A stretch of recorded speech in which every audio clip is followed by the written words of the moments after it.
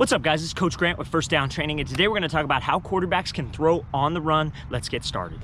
All right, guys, so first things first in this video, we're going to talk about throwing to the strong side. Then we're going to talk about throwing to our weak side, which for me, a righty is to the left. For you lefties, it would be to the right. And then I'm going to give you guys a drill that you guys can do every time you touch the field to make sure that your throwing on the run is tight, okay? So number one, when I'm going to the right here, guys, the main thing is I want to get my belly button in line to the target. I want to come downhill. But now there are situations where we're not going to be able to come downhill. Like if it's a basic sprint out, right?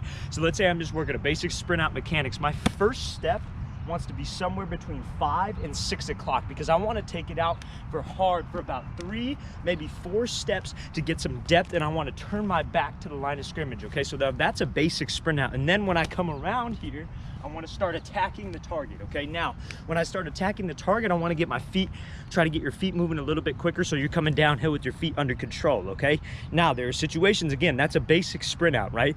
Now, what's the situation where I got to get out of the pocket and maybe it's more of an off-platform throw? Your belly button's going towards the sideline and I got to make this throw across the field, like Pat Mahomes style or any quarterback when they're out of the pocket, Aaron Rodgers style. How are they able to make these throws, right? Yes, they are talented. Yes, they have great arm talent, right? Whatever that means.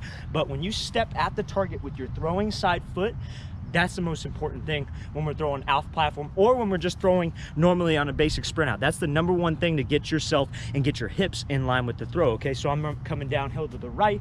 Let's say I'm throwing a deep out. I'm not gonna step here and try to throw here because my hips are taking me this way. I wanna step in the direction of the target because now my hips are taking me that way. Now when I step, guys, the main thing I wanna do is I wanna get my shoulders going back. So it should look like this. I step, and then I get my shoulders going back, okay? That's the main thing that you want to worry about when you're throwing on the run to the right side. So on a sprint out, I want to get depth for at least 3 steps, and I want to make sure when I deliver this ball, I step in the direction of the target with my throwing side foot, and I get my shoulders going back at the same time and just rotate right through. Now we're going to talk about the left side.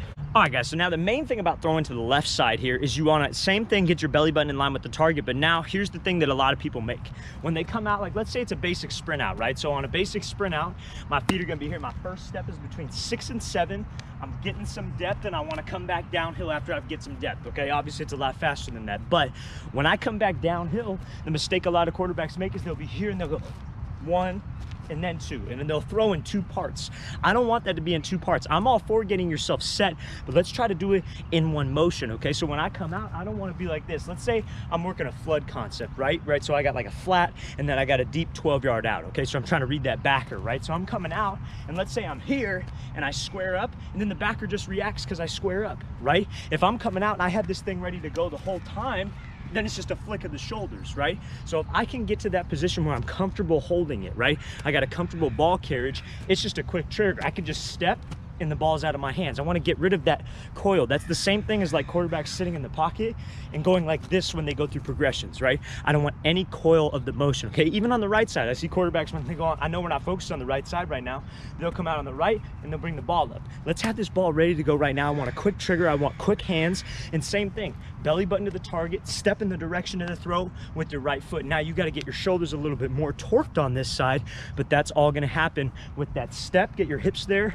and your shoulders go back. But I want to get rid of this, bring the ball up and load, okay? That's the most important thing about coming out on the left side. All right, guys, so now we're gonna talk about a drill that you guys can do every time you touch the field to improve your throwing on the run, okay? So all you're gonna do is you just need a target maybe 10, 12 yards out in front of you, and you're just gonna step to it once and you're gonna bring your shoulders back. So it's gonna be a 3-part sequence. You're gonna do 2 steps, and then on the 3rd one, you're actually gonna throw, okay? So we're gonna be here, and all it's gonna be is just step, shoulders go back.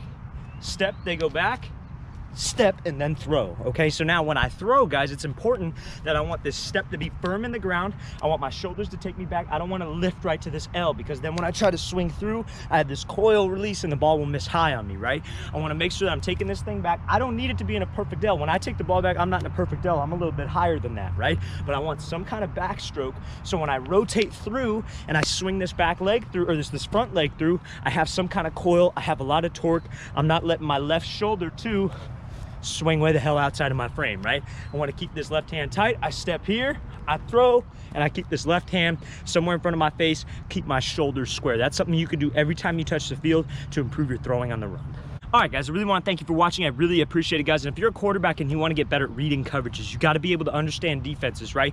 There's all this technique stuff, all these drills are not important if you don't know where to go with the ball. You don't know what the defense is going to do before they do it. Check out that link in the description to get better at reading coverages, guys. And please leave in the comments any questions you guys have. I'll see you guys next time.